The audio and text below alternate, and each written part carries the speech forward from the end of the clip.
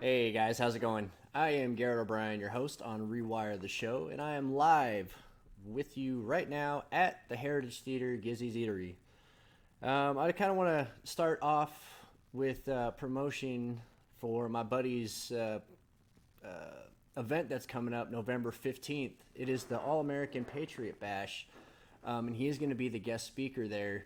And if you want to check it out, go to, as you can see here at the bottom of my screen, follow on Facebook, Warhawk PTSD Service Dogs. Go to Facebook, check out Warhawk PTSD Service Dogs. Go check it out, read about it. There's going to be tons of memorabilia. There's going to be tons of things that are autographed and signed, guitars, game balls. I mean, you name it, it is there. Jerseys and all that stuff. So go and check it out. Check out how much it's going to be, and it's going to be in Tulsa, November 15th. All American Patriot Bash. Check it out. Show your support to Warhawk PTSD Service Dogs, because those dogs don't just go to veterans. They go to anybody who has PTSD, who is dealing with depression, who is dealing with any kind of domestic violence or anything that they have gone through in their life that has caused trauma. And those dogs are great emotional support. He brought, he came on my second week and talked about, his program a little bit. So if you want to check out, a little bit more about the program in depth, check out my week 2, episode 2 show on Warhawk PTSD Service Dogs, because he is the founder. He is the one who started it.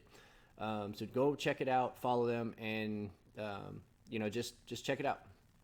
So as I've been kind of posting videos on Instagram, this past week, and Twitter and whatnot, I've been wanting to talk about addiction, because addiction is one of those things that is it's very debilitating, to a point to where you can completely change your entire inner being while you're in your addiction.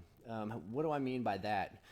Basically, what happens is when you get addicted to something, it changes your needs, your desires, your wants to more self-centered stuff that's more selfish, and it makes you want to pursue whatever it is you're addicted to, whether it be alcohol, whether it be marijuana, you laugh about marijuana, but you can get addicted to it, if it's, especially if it's laced with certain types of things or other drugs.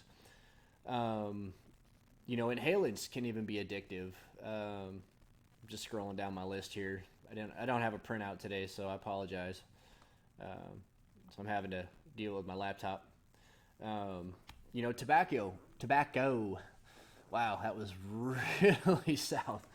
So tobacco is also another avenue that you can go to be addicted, to become addicted. And overuse of tobacco and overuse of anything that I talk about today is considered an addiction. And when you get addicted to something, it completely, it distorts your thinking, it distorts your behavior and your body functions.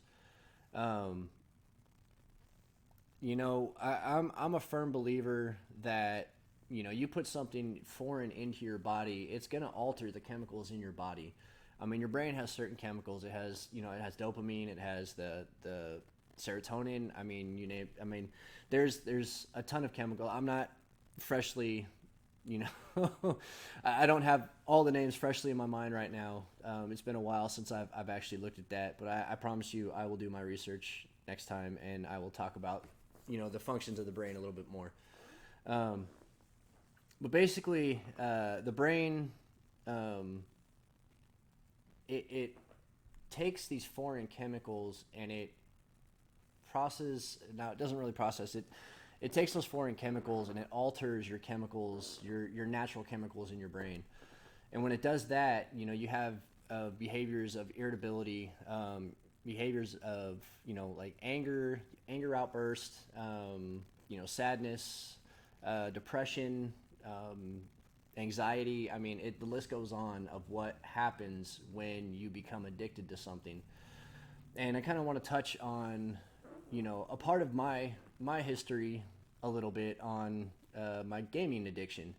It's not really more of an addiction; it's more of a disorder. And doing further research on that, I was looking at it, and I mean, it has the same things as an addiction, but it's kind of a disorder. They don't really title it as an addiction, but in my opinion, I believe it is an addiction because you also have the same things that come along with an addiction. These substances, the gaming, the gambling, all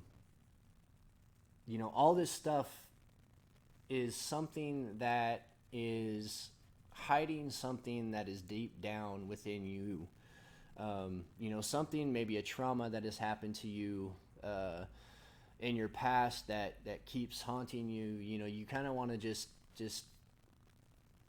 do something to get rid of it. And believe me, I use gaming as a way to push down the PTSD that I had. I use gaming to push down the emotional abuse that I went through my first marriage and the emotional abuse as I was growing up. It has a lot of things that really changed things within me. Gaming might not be your little vice. It may be, maybe smoking, it may be drinking, it may be drugs, prescription drugs, you name it. It could be an addiction. It all depends on how you use it. But usually a person, when they start to do the drugs, they start to do the gaming, they start to do the gambling, whatever it is that they're doing, they get this feel good sensation, feeling of pleasure, and it's really high at first. You usually do it to, some people make the excuse that it's relieving my stress, and it could very well relieve their stress. However, the manner in which they're doing it is very unhealthy for the brain functions. Some people take drugs, like especially in the sports industry. Some people take enhancers to improve performance, and like I say, anything you put in your body that is foreign is probably not going to be a good idea. Why? Because our brain produces a certain amount of chemicals that help us and aid us in our daily functions, whether it be anger, whether it be sadness, happiness, and feeling good and whatnot. And some of us have are deficient of those chemicals in the brain. Like, I have clinical depression. My depression is major depressive disorder. It started off as clinical depression, and it turned into major depressive disorder because of the things I went through in the military. It actually amplified my diagnosis because of the things that I've been through and the things that I've seen. And, what helped me push that stuff down was my video games. The one thing I can tell you from my perspective in the video game is that once I was retired from the military, medically retired, basically getting the proverbial boot that you're not good enough anymore for the military. They don't tell you that, but that's the feeling that we get when we get out, is that you're no longer fit to serve. So, I was dealing with all that. My entire identity was in the military. All I could see was being a soldier. All I could see was deployment. I even felt more at home while I was in Iraq and Afghanistan than I did here in the United States. And that's how crazy it gets, to the point. But I just wanted all of that to just go away, and I didn't want to talk about it.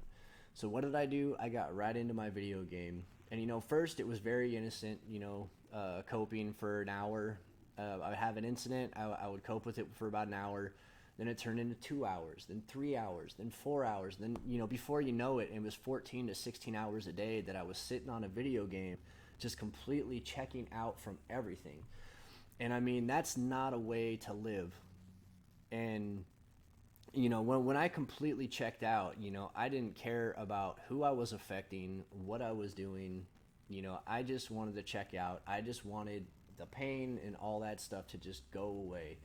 and playing video games for 16 hours a day suppressed those to the point to where I got to the point of attempting suicide. They all come to a head eventually. Whatever you push down, whatever you're dealing with, will come to a head eventually, and it will not be a pretty sight. People with addictive disorders may have been aware of their problem, but me personally, I was aware that I had a problem, but I was unable to stop. And I wanted to stop, but I didn't know how, and I wasn't looking at ways to do it, ways to get out of it. And the addiction, whatever addiction you have, can cause health problems. It can cause problems at work, it can cause problems with families. I mean, it did with my second marriage. That's why she walked out, was because I was addicted to my video game. My behaviors changed. I was more irritable.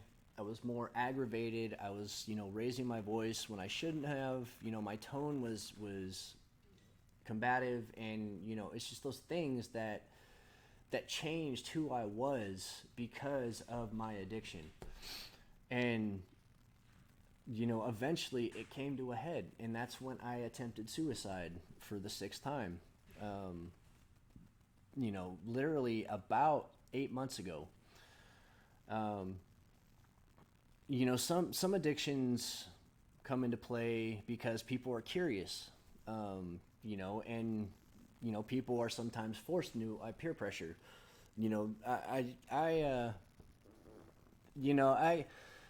Gaming isn't really looked at as an addiction in a lot of people's eyes, because they think of gaming, they think, oh, it's just a video game. Yeah, well, if you're there for 14 or 16 hours, that's a problem.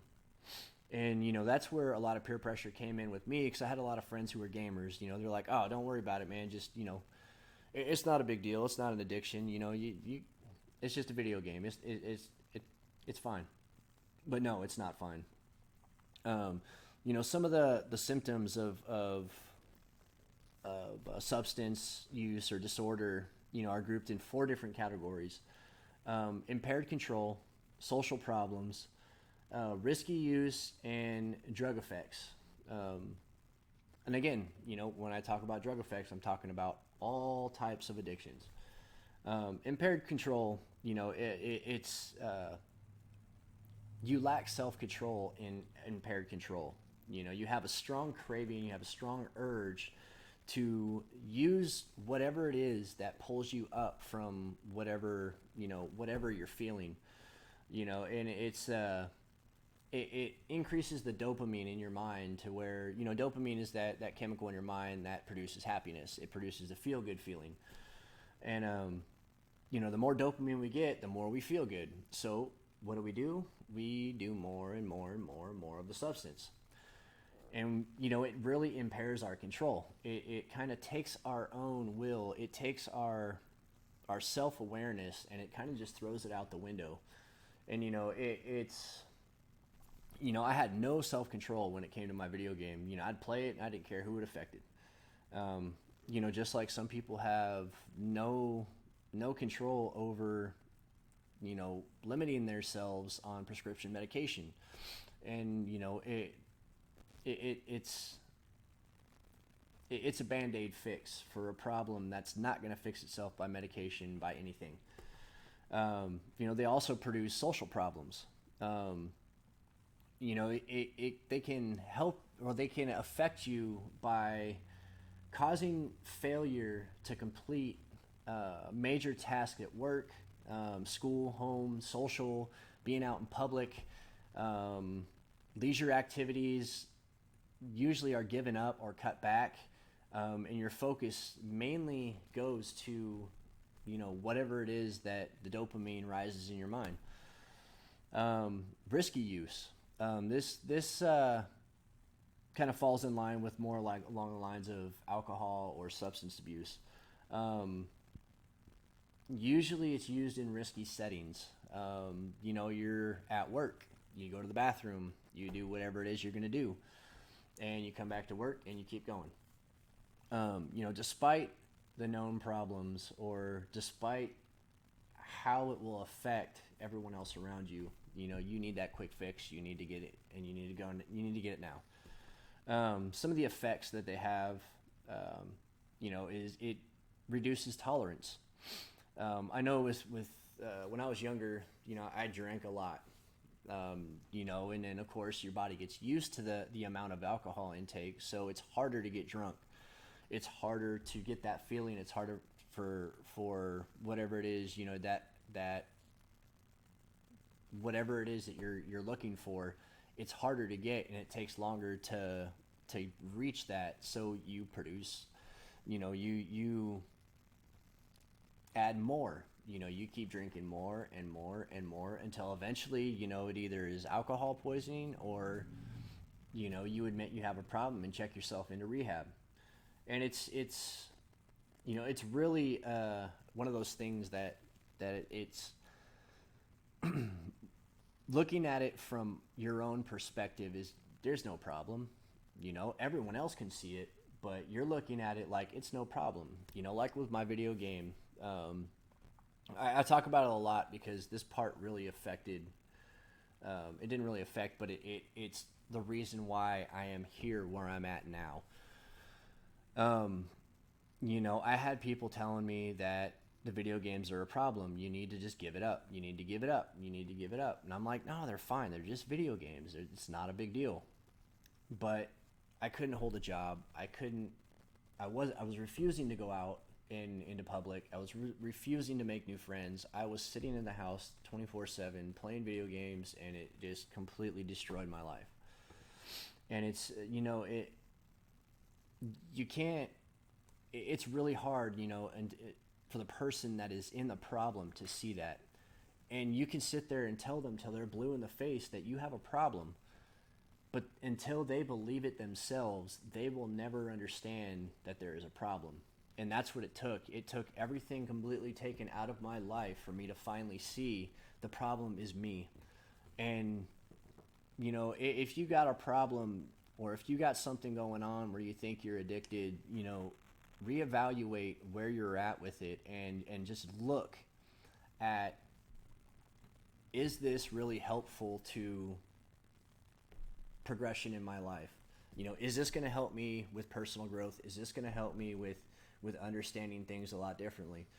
And, just doing that self-evaluation, every morning, before you make any big decision, just doing a self-evaluation to make sure that, whatever it is that you're going to do is actually going towards, personal growth, help me, being selfless, helping other people, because that's actually one of the things that I pray every morning is that,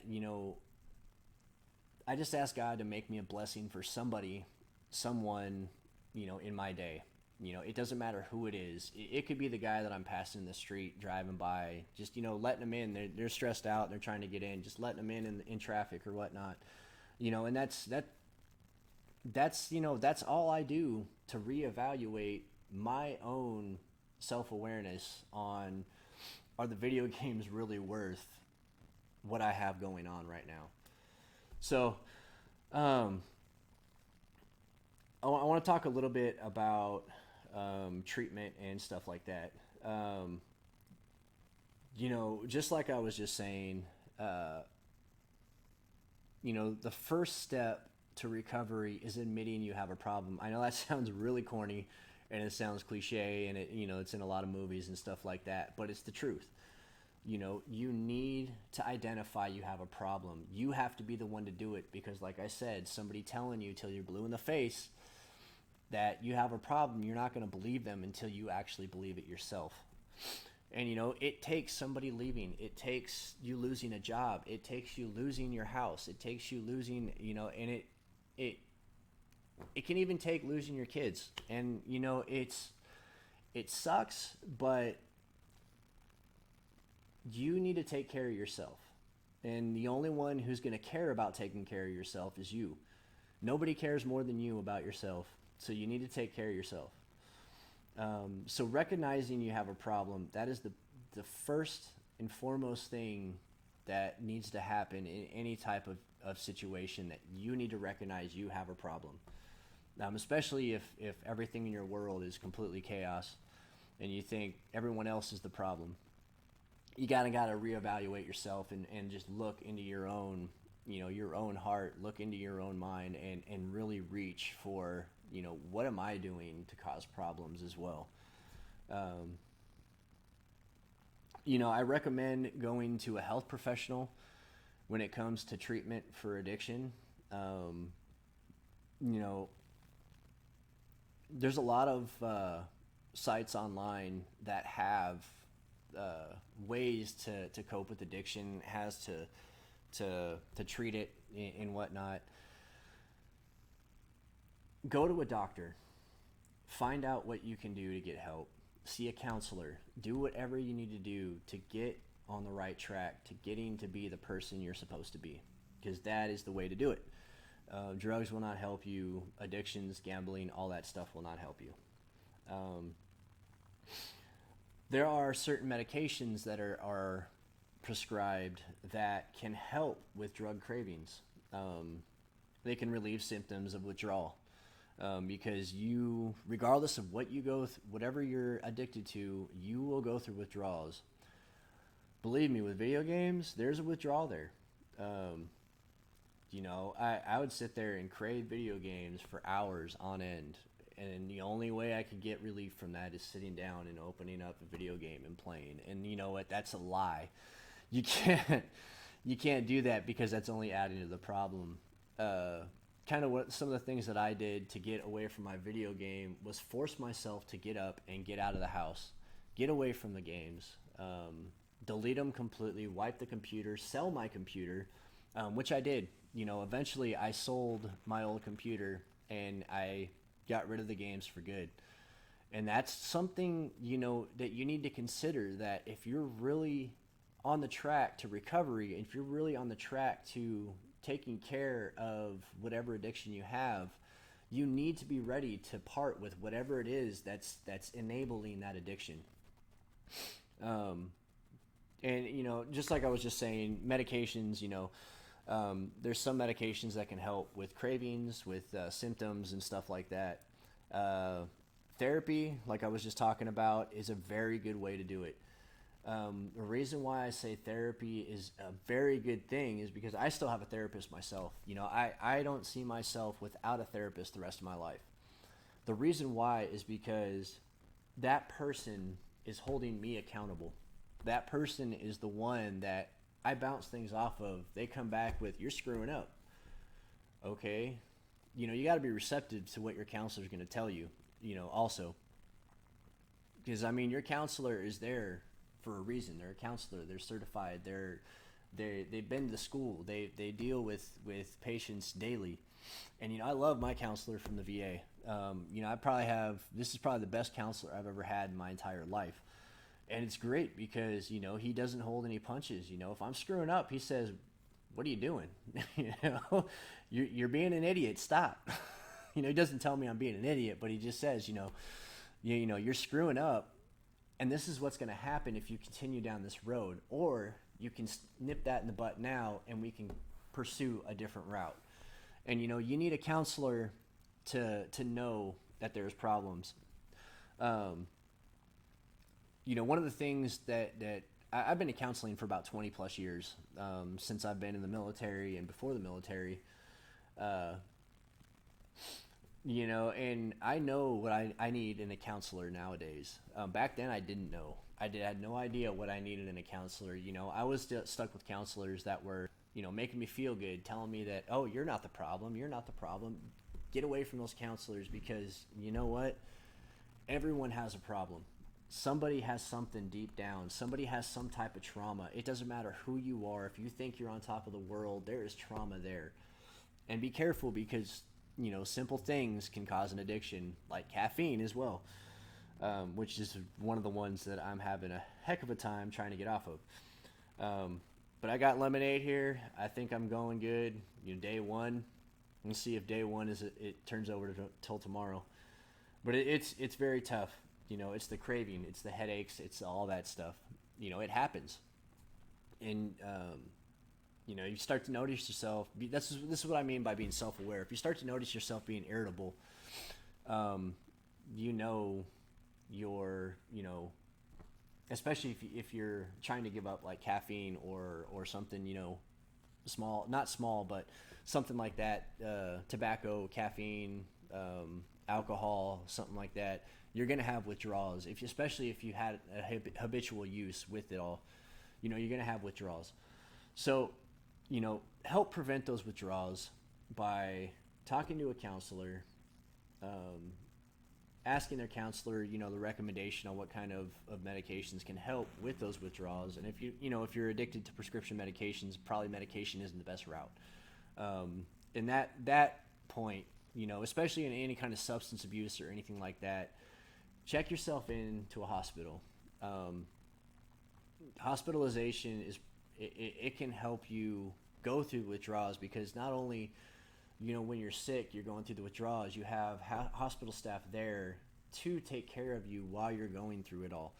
They also have counselors. They also have, therapist groups and that kind of thing to talk about things. And, it's an open setting. You can talk as much as you want. You don't have to talk at all. But it all depends on what you want to do with getting through the issues. I'm a firm believer in going to groups. I went through an intensive outpatient program when I was at Fort Campbell, Kentucky. I was there for about 4 or 5 months. I can't remember exactly how long I was there. When I first started off, man, I sat in the corner. I didn't talk about nothing. I was just listening to all these people, and I was like, these people are crazy. I got nothing. I got no problems. I don't even know why I'm here. But you know what? Eventually, by the time about a month rolled around, I started opening up. I started talking about my problems, and that's when the healing process started. Was when I decided to open up, start talk about my issues. Like I was saying a little earlier, there's a couple other kind of things, like internet gaming disorder, gambling disorder, caffeine intoxication. There's so much. The site that I'm pulling all this from is called psychiatry.org.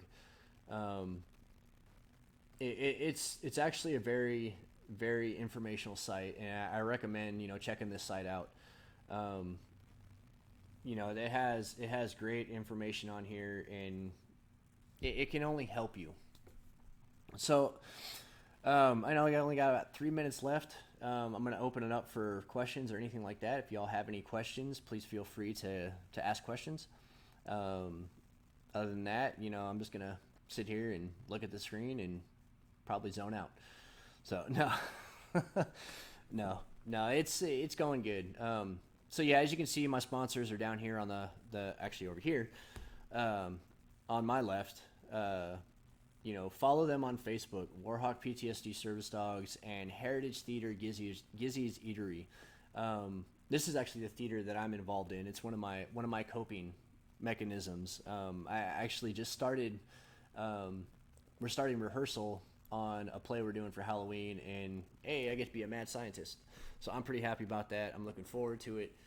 It's something new. It's something that I used to love before I got in the military. I got in the fire department, all that stuff. It's something to express who I am. And, I recommend, if you're stuck in something, dig down deep of what you used to love and what you used to do, and find out what it is that you used to love and do, and pursue that. Because what's the worst that's going to happen? Somebody's going to tell you no, and that's okay, because one person may tell you no. That's just a closed door ready for an open door down the hall. So, don't give up on your dreams. Don't give up on your aspirations. Keep pushing through and keep doing you. I love you guys. I hope you guys have a great evening, and I will see you guys next week. All right. See ya.